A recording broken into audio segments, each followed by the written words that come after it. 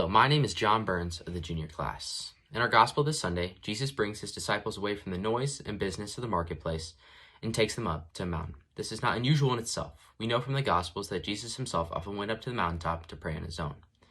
While they are on the mountain, something very strange and unusual happens. Jesus is changed in a very dramatic way. He is transformed beyond our recognition. His face shone like the sun, and his clothes became as white as the light. The surprise and shock for those who were with Jesus was evident.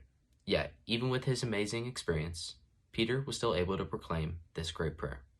Lord, it is wonderful for us to be here. As we continue our own Lenten journeys, and Jesus continues his own journey towards Jerusalem, he knows what he is facing. He will be betrayed, denied, condemned, and crucified. He feels and senses the disciples' fear and anxiety, so he wants to reassure them. He gives them a glimpse of the shape and things to come. He is revealed to them in all his glory. This brief experience of Jesus in all his glory is also meant for us today. Like the disciples, we too experience fear, doubt, and even a lack of faith. We too need to be encouraged and strengthened by Jesus, especially as we continue our own journey through Lent. We too know that our prayer, fasting, and sharing with the poor is not an end in itself, or that it is all done in vain. We are heading towards the resurrection and the new life of Easter, but we have a distance yet to go. The experience of Jesus transformed offers each of us a taste of what lies ahead. If we share in the suffering and passion of Jesus, we will also share in his resurrection.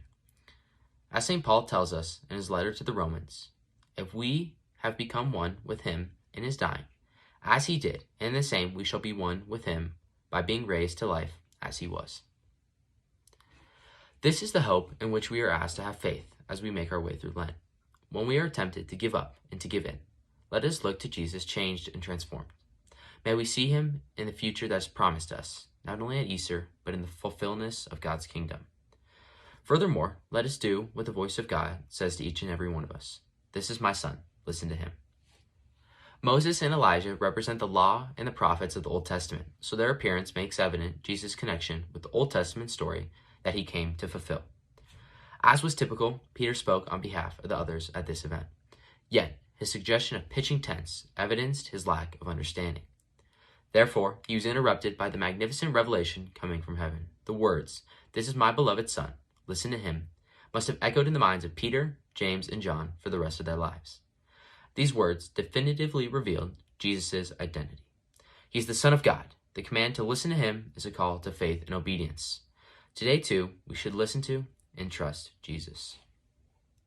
For myself, in this Lenten season, I think the biggest takeaway from this gospel and my goal is when Jesus brings his disciples away from the noise and business of the marketplace. It can be tough to detach from our phones and our devices and social media and the constant busy goings of everyday life. But Lent offers us an opportunity to reflect and just come back to God. And I think that's my personal goal for this Lent. When Jesus says, "This is my son, listen to him," that's just what God is calling us to do. He's calling us to step back from our distractions, to give them up this Lent, and to be with him in all his glory, and to grow from that, and to be in his presence.